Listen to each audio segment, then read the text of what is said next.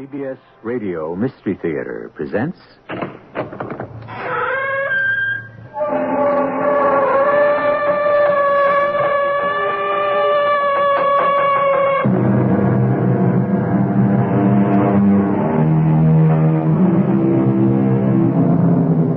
Come in. Welcome. I'm E.G. Marshall. How old were you when you first said, "I'm going to run away and you'll never see me again, and then you'll be sorry"? Everyone has said it, though some did not say it out loud. Some have run and returned the same day. Some have never got round to running at all, and some have run and stayed away. It is one of these who gives us the title of our story, The Man is Missing. The letters get smaller, the pressure of the pen gets lighter, the lines get thinner. The man is not well. Are you sure? T's aren't crossed in a few places. See, the loops aren't completed. Perhaps he's not sick. Perhaps he's only hysterical, or perhaps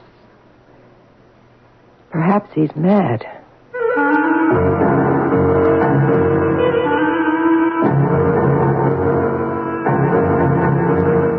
Our mystery drama, The Man is Missing, was written especially for the Mystery Theater by Elspeth Eric and stars Ann Williams and Larry Haynes. It is sponsored in part by Buick Motor Division and Contact, the 12-hour cold capsule. I'll be back shortly with Act One.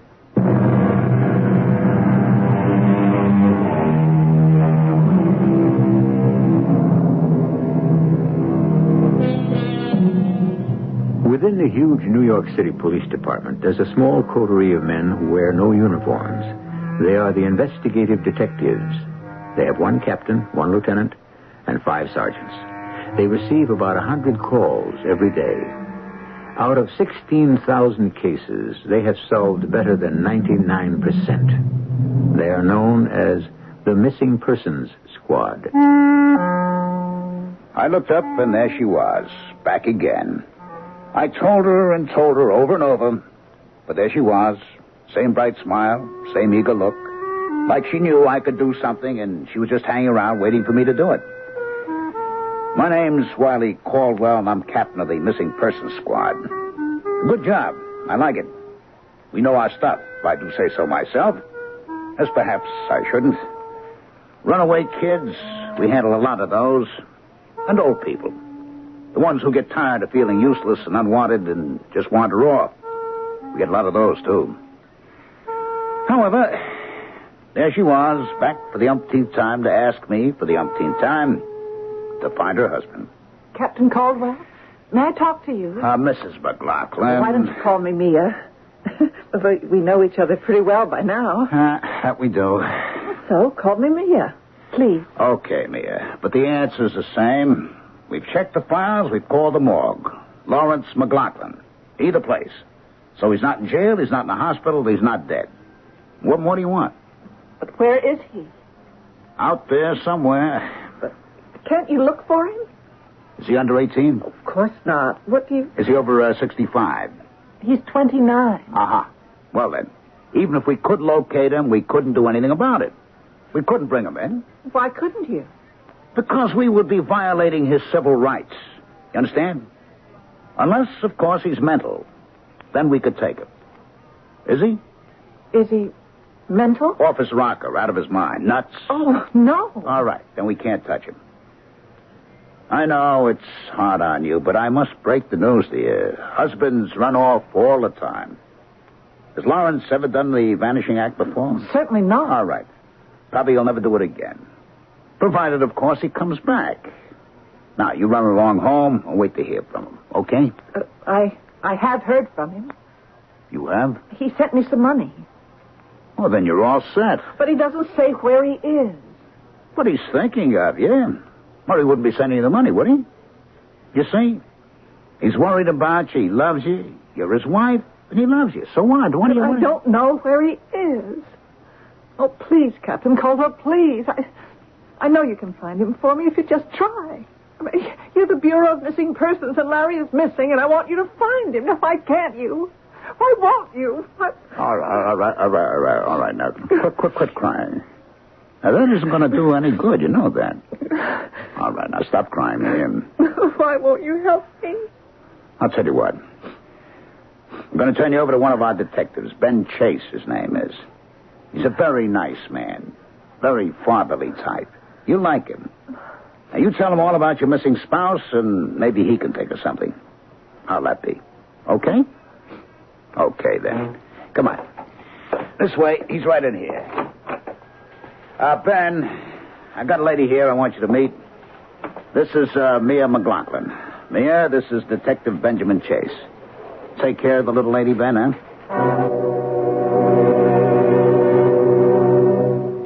She was the prettiest thing I'd ever seen in my whole life. Skin like pink and white alabaster, dark brown hair with a shine to it, big round eyes, the exact same color as the blue jeans she had on. It was like spring had just walked through the door. And me, 58 years old. I'm Ben Chase, Detective 3rd Grade Missing Persons Squad. I was a patrolman for 15 years. Then I did a hitch with Public Morals for a short time, and then somebody smiled on me, and I landed here. What a swell job. I mean, here is where you really get the feeling you're helping people. Please, find my husband. Your husband's missing, is that it? Yes, and don't tell me about his civil rights. I want to know where he is. Well, we could probably locate That's him. all I want. But we couldn't make him come back to you. I just want to know where he is. Yeah, we can check the files. The captain did that. Hospitals, the morgue. Oh, he's alive. I know that. I don't think he's sick. See, I got this from him this morning. Oh, you got a letter from him, huh? Mm-hmm. It had money in it. Okay if I take a look at it? Sure. Look, it was mailed right here in New York. You can tell by the postmark. Oh, yeah. Mind if I read it? I don't mind. Darling Mia, thought you might be short of cash. Love, Larry. Well, say now, this sounds like he thinks the world of you. What are you so worried about? He'll come back. But where is he? What happened to him? Now, Mrs. McLaughlin. You can call me Mia if you want to. Husbands do get this urge once in a while to, take off, be on their own for a while. Not just husbands either. Wives get it, too. I have to say, I can't see why anyone would go off and leave a lovely girl like you.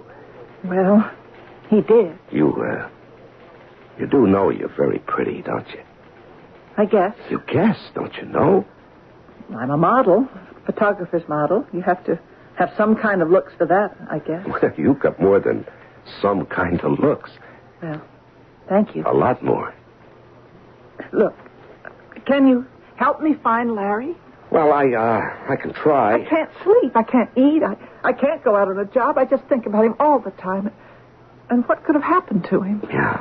Well, I'd have to do it on my own, you understand. I mean, it wouldn't be an official police case. And it'll take a lot of legwork. A lot of time, too. And I don't have too much free time. I don't know if my wife will care for my taking on any outside work. Are you married? Oh, am I married? 25 years married is what I am. So I know about husbands getting the urge to take off. Did you ever do it? Oh, no, I never did. But that doesn't mean I never had the urge. No, I'm married to a wonderful woman. Irma is about the best wife anybody could imagine. But, well, I've had urges now and then. You're very nice to try to help me. Yeah. Listen, you mind if I take this envelope home with me? No, take it, if it'll help. Yeah, and the note inside, can I take that too? Yes, but don't lose it. I want it back. Oh, no, you'll get it back, all right. It's all I've got of his. All right. Now, don't cry, huh? We'll find them. That is, I'll find them. Oh, I hope so. Yeah, now, I got to run along home. Irma will be wondering what happened to me. And we don't want her to think that she's got a missing husband now, do we? I'm Irma Chase, 52 years old, married 25 years to Benjamin Chase. Detective 3rd class, husband 1st class, all the way. We've never had children, but we never really needed children to bring us together. We were together from the start. Oh, there have been times, a few of them, when I felt that Ben's eye was roving and that he'd kind of like to rove with it. He doesn't know that I know about those times, and I wouldn't let him know that I know because he'd feel terrible if he thought he'd hurt me in any way at all. He's just that kind of man. And at 52, my waist is a good bit thicker than it was when I married him, and the hair has gray in it, and I almost have a double chin unless I remember to stand right. So when he came home that night... Irma? Yeah? I'm home. Well, you don't say. I'd never have guessed. All right, don't be fresh. Give me a kiss. Okay. Now, your beer's next to your chair, and there's some good cheese to go with it. Really sharp cheddar. You're a great girl. Well, of course I am. You're a little late tonight, aren't you? Yeah. What happened, a girl came into the office, see? That is, Captain Caldwell brought her in, turned her over to me. Seems she's been bothering him for quite some time, missing husband. Oh, one of those. Yeah, he's been missing for some time. Anyway, Caldwell checked the files, the morgue. He didn't come up with anything, but Mia kept coming back. Mia? Yeah, that's her name, Mia McLaughlin. Anyway, I talked to her, and she showed me this note she got from him. It was mailed right here in the city, and there was money in it. He wrote a note? Yeah, sounded very concerned about her having some money. I'd like to see that note. Oh, are you still hung up on that stuff? Okay. No, you can't blame me if I try to be part of your work. Or can you? Or do you, I should say. If you'd rather I'd butt out, just say the word. Now, Irma... I'd like to remind you that Raphael Sherman... Oh, please, not again. Raphael Sherman was attached to the Krakow police force from the start of the century till 1900... Irma, please, you've got Raphael Sherman on the brain. Raphael Sherman started collecting envelopes when he was a little boy. Well, so did I, when I was a little girl. I never played with dolls. I just looked at handwritings on envelopes. Fascinating. All different. Some beautiful, some ugly, and everything in between. And like with Sherman, after a while, I started to find things that some handwritings had in common. And when I knew the people those handwritings belonged to, I found out that those people had certain things in common, too.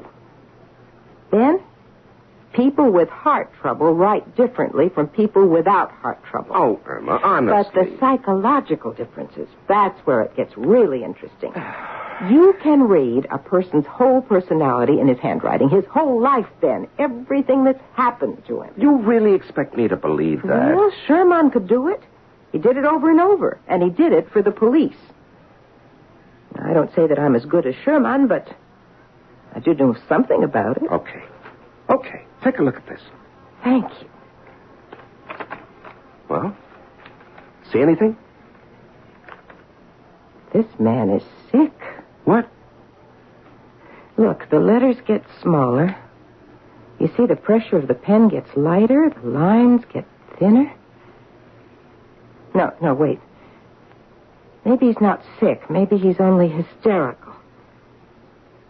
Or maybe he's mad.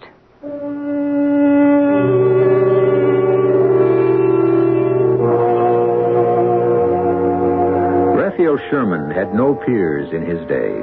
After him came Michael Fischel and the French clairvoyant Madame Lucie Vidi. And among the medical men who have used graphology to ferret out clues to mental or physical ailments, we find Erlenmeyer, Hauser, Duparcy-Jeans, and Charcot, famous head of the Paris-Salpêtrière. I'll be back shortly with Act Two.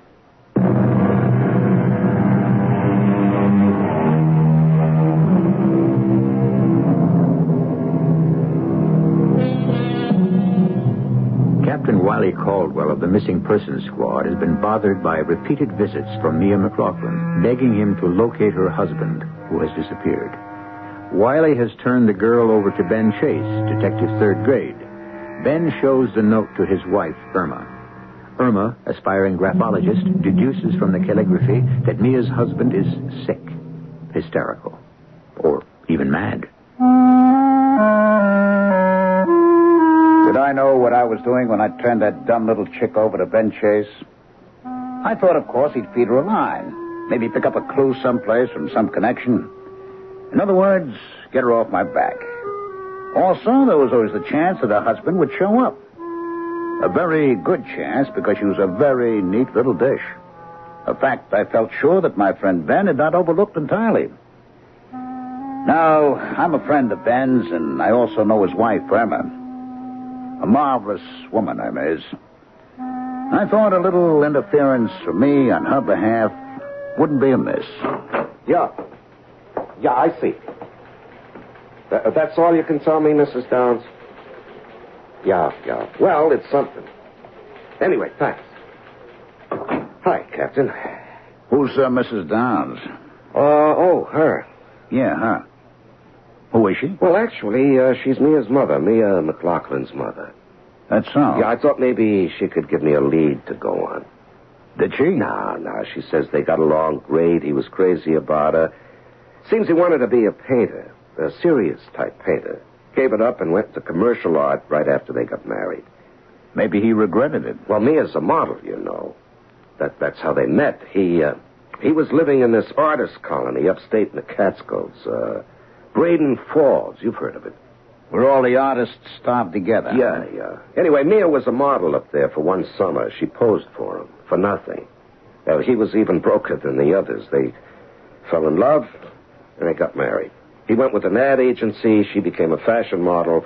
Everything was hunky-dory till he cut out. And her mother hasn't got the foggiest idea why. Have you? No, I can't say I have. Why anyone would want to leave a girl like Mia? Of course, Irma says, I don't put any stock in that. What does Emma say? Well, I don't know if you know this, Captain, but Irma's very into this graphology stuff. I didn't know that, no. Oh, yeah. She practically worships a guy named Raphael Schumann. He's an Austrian. He's dead now, but he was official handwriting expert for the Central Law Court of Vienna when he was alive. What's wrong with that? Well, nothing's wrong with that, but outside his regular job, he had this hobby. Yeah, it was more like an obsession, that he could read people's characters from their handwriting. And not only that, but their past and their future. Now, can you tie that? That sounds interesting. And before he died, people said he could tell how a person looked just by his handwriting. Yeah? Well, anyway, I showed Irma the note Mia got from her husband. It was only a line or two. And Irma glommed onto it like it was a hot clue. I mean, she said the handwriting told her that the guy is sick or hysterical or maybe even crazy. She saw all that? Well, she thinks she saw all that. What if she's right? Would explain a lot, wouldn't it? If the guy lost his marbles all of a sudden? A crazy man doesn't send money home, Captain. How would you know what a crazy man does? Why don't you admit the possibility that Irma's got something there? Let her help you. No, I'm doing all right. No, you're not. Now, you wait and see. Okay, Ben, okay. One more thing.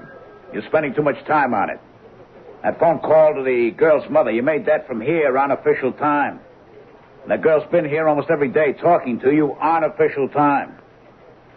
The way you look, you've been spending an awful lot of your off hours on the case, too. Am I right? Quite a lot, yeah. Well, cut it out. I don't like it. And I don't think your wife cares too much for it either.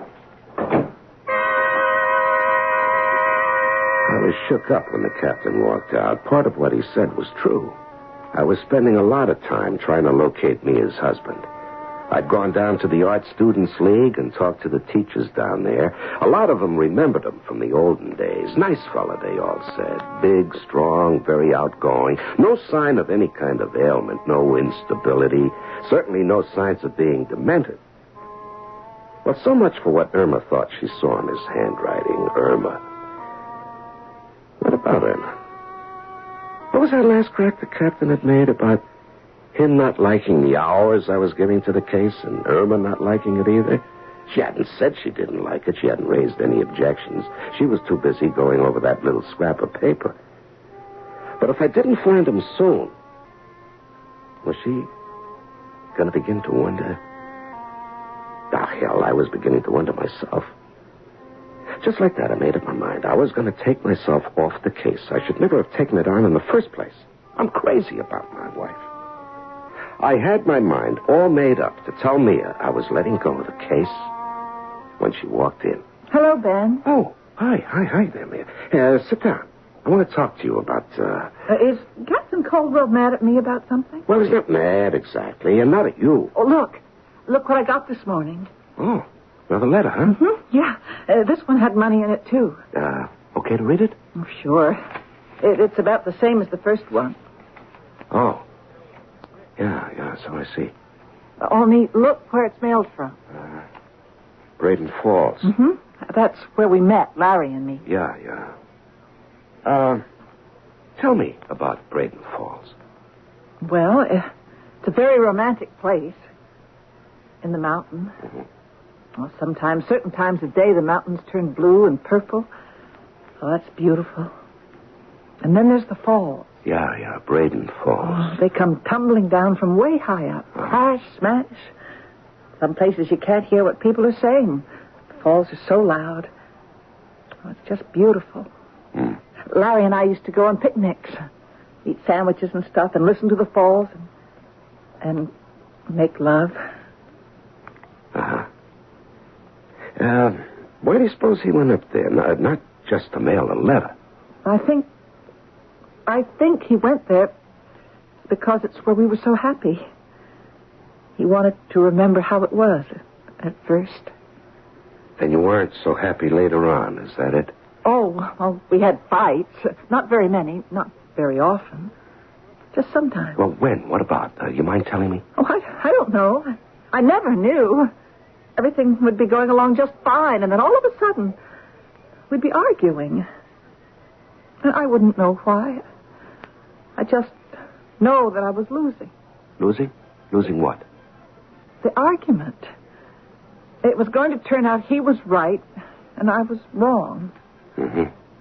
Every single time. Yeah.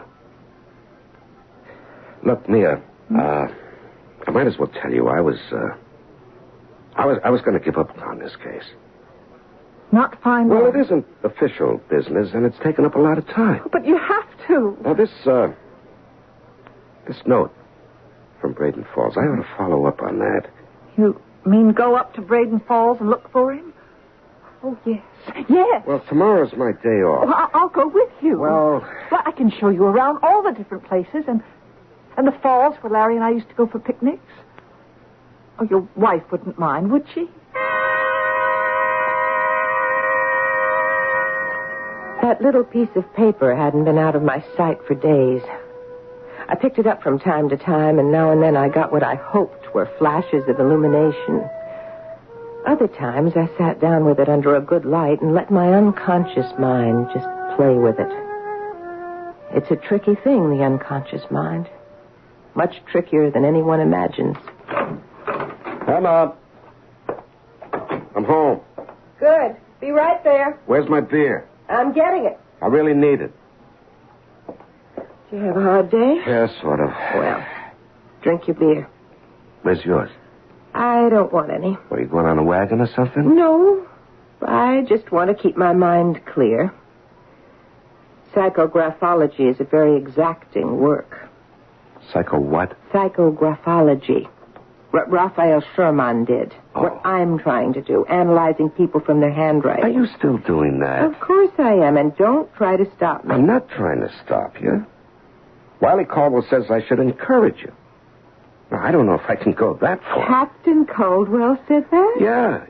I told him that you said Larry McLaughlin might be psychotic, and he said you could be right. Of course, he doesn't know any more about it than I do or you do. I'm beginning to know more all the time.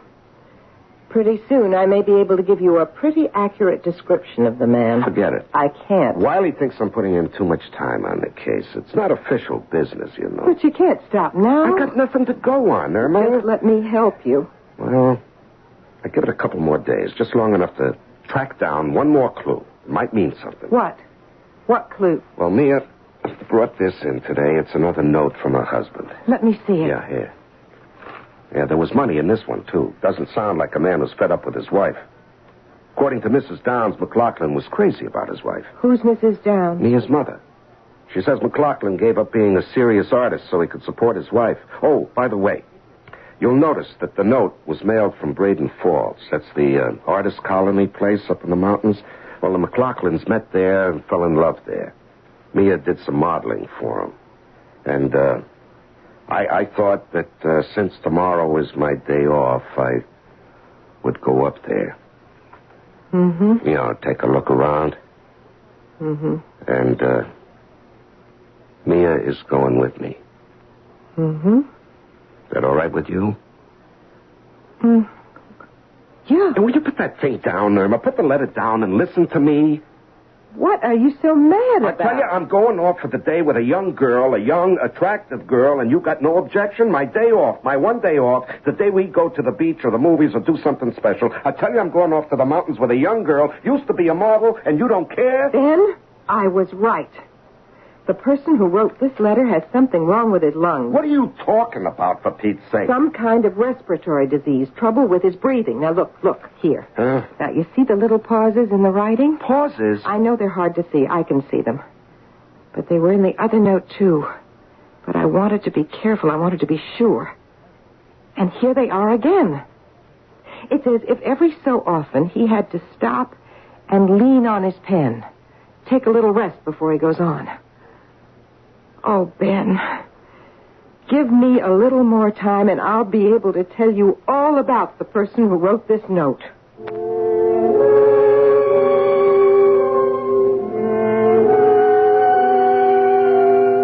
A violin in the hands of an average person will have an ordinary sound. The notes may all be correct. The stops, all of the proper length, the speed and volume, all is prescribed.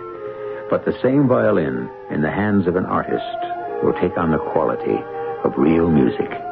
Such is the power and the sensitivity of the human hand. I'll be back shortly with Act 3.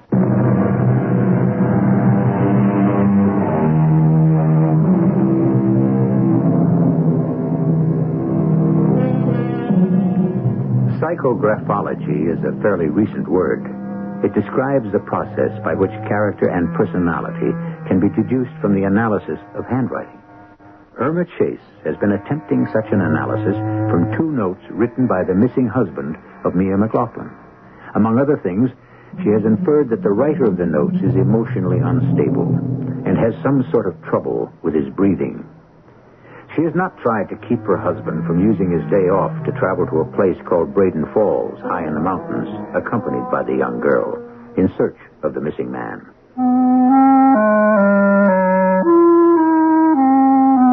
Maybe I shouldn't have butted in.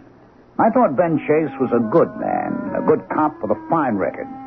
As far as I knew, he was a good husband, too. I'd met Irma Chase a few times, been to their house, they'd been to mine. And all I can say is she seemed like a happy woman, very content with her life. Seems she had this interest in what she called psychographology. Almost an obsession, according to Ben. But what was the harm in that? Actually, there might be a lot of good in it. Anyway, when Irma Chase called and said she wanted to come in and talk to me, I said, come ahead. How are you, Wiley? I'm fine. Sit down. What can I do for you? I don't exactly know. Maybe nothing. Is it about Ben? Well, yes, mostly. He went off this morning with that young girl, Mia something or other. McLaughlin? Yeah, McLaughlin. They went up to Braden Falls together. Irma, I don't think you got a thing to worry about. You don't?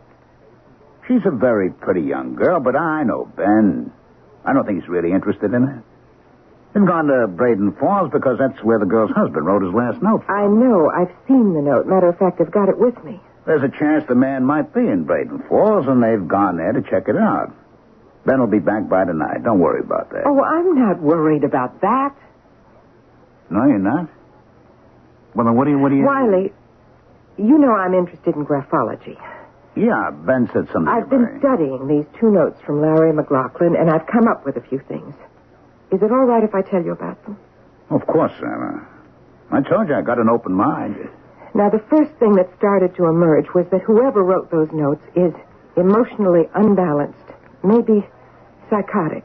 Ben told me about that. The second thing, which I got from the second note, is that the writer has trouble breathing. Now, I'm not going to go into how I deduced that. You wouldn't understand it anyway. You're probably right there. Now, I've come up with something else. Well, come on, let's have it. Wiley, I could be wrong. But I've got a strong intuition that the person who wrote those 2 notes has criminal tendencies. You said... I said criminal tendencies. What direction do these criminal tendencies take, Emma? Can you tell? I don't like to say it because I'm afraid you're going to laugh at me. I won't laugh. Whoever wrote those notes is capable of murder. You could be wrong, Emma. I could be right. Yes? And if I'm right, Ben and that girl are up at Braden Falls tracking down a man who is capable of killing. And they don't know it.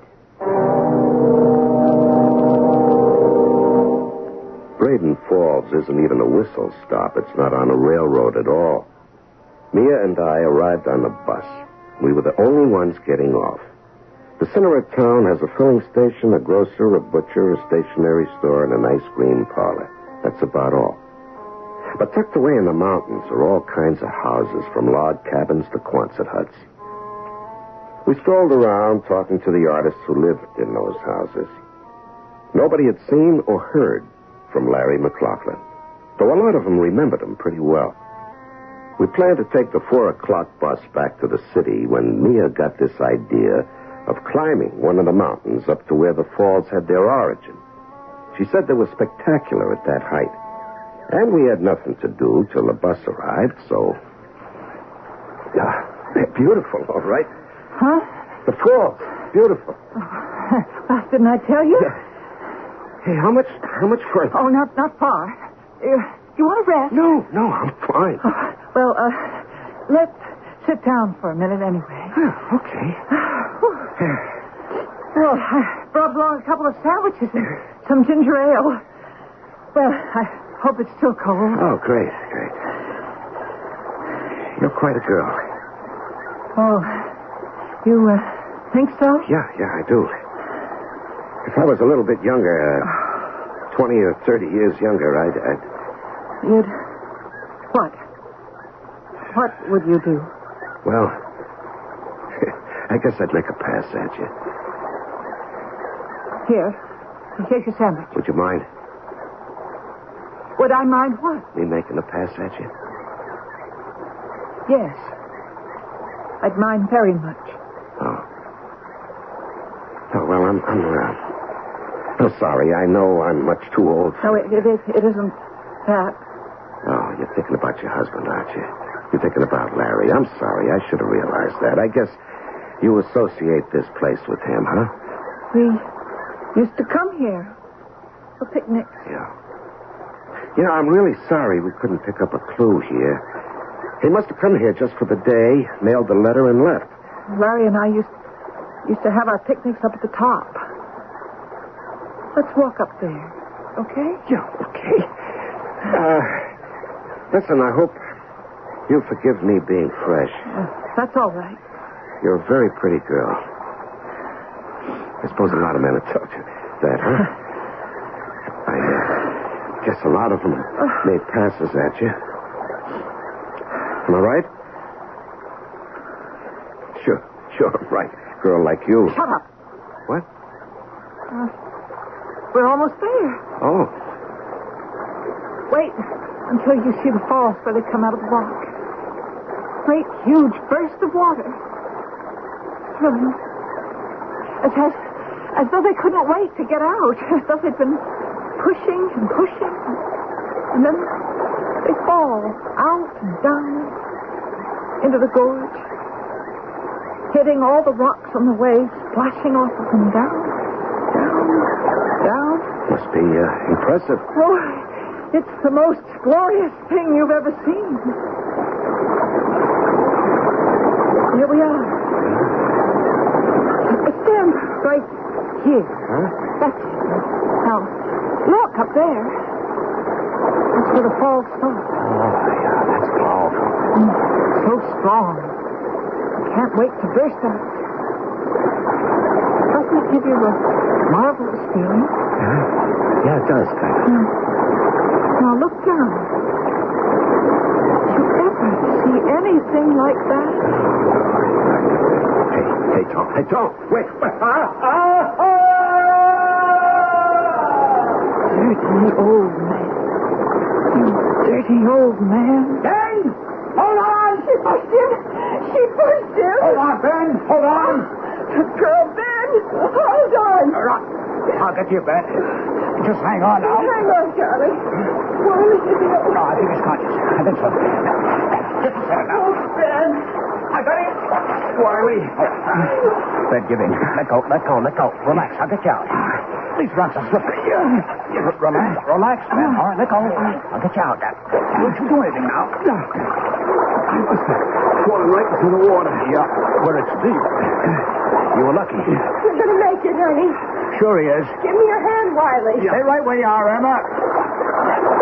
Now, take it easy, Ben. We'll make it. Okay. Grab hold of the root of that tree. You got it? Yeah, I got it. All right. Can you pull yourself up? Here, give me your hand. You stay right there. All right. Well, I'm going to give you a shove, Ben. Yeah, it's okay. It's okay. I can make it. Oh, Ben. Oh, Ben, that girl pushed you. Wiley, you okay? Yeah. Okay. Where's the girl? She's still up there. She's out of her head, that one. How do you two happen to be here? We had a feeling. Well, that is, your wife had a feeling. Look! Oh, look over there. What? Where? Between those two big rocks wedged in between them. It's a body. It's a body. Body of a man. Who you think it's... Yeah. Must be. Has to be. Her husband. The missing man.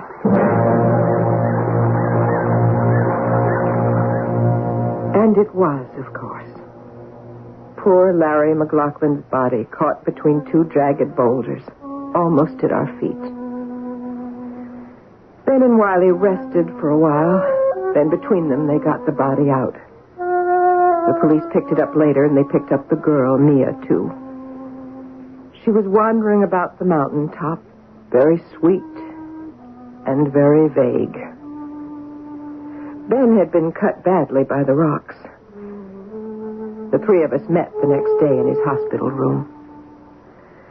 I should have known all along it was a woman's handwriting. Well, you were right on two other points. She's psychotic, and she's a murderess. Hey, you were right about the respiratory trouble, too. You know, climbing up there, she's the one that had to stop and rest. They said at the sanitarium she doesn't remember anything about pushing her husband off the ledge. Or pushing you, Ben, either. Why? Why would she do it? Well, according to her handwriting, little Miss McLaughlin is a very frigid lady. You can really see that? I think so.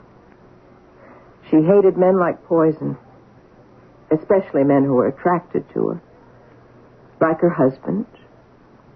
Like me? Well? Yeah. You know, I sort of, it wasn't anything, you know, when we were climbing up there just before we got to the top. Nothing happened, you understand? Absolutely nothing, I swear, Irma. Ben, I believe you. Well, I said something. I admit that. Something about making a pass at her that I'd like to. Something like that. But that's all. I mean it. That's really all. Just enough to make her hate you. Enough to kill you. Yeah. Now, what on earth gave the two of you the inspiration to drive up to Braden Falls? Tell him, Irma. Well, studying the second note, I thought I could see signs of a criminal personality. I figured I should tell Wiley. Then you believed her? Half believed her. Enough to drive up here and tell you. Of course, neither of us knew Mia had written the note herself. We thought we were protecting you from her husband, not from her. Will she ever be in shape to stand trial, Wiley?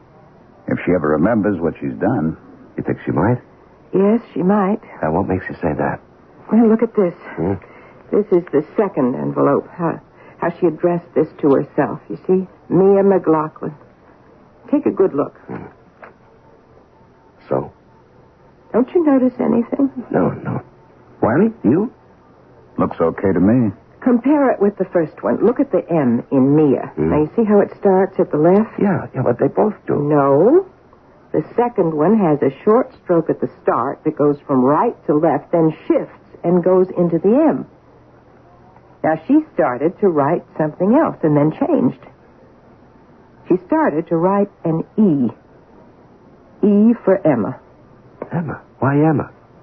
Emma's her given name. I called her mother last night. You see, she was trying, without knowing she was trying, to get back to her real self. If she succeeds, the chances are she'll remember everything she did. And she'll go on trial for murder. This is a very nice place where I'm staying. I have my own room. And everyone is very kind. They ask a lot of questions, but they're very kind. Too kind, maybe. There's one. A man. I don't like the way he looks at me. I don't like it one bit. If he tries to get fresh... Oh, I didn't tell you. I'm Mia McLaughlin. Anyway, I think that's who I am.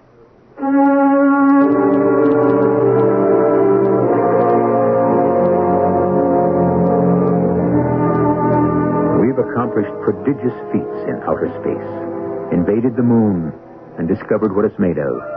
Now we're on our way to entering the planets and finding out how they are put together. Outer space will one day be as familiar as our own lakes and prairies. But what of inner space? The space of man's mind. Despite many hints and clues, it is still, in the main, an alien land. I'll be back shortly.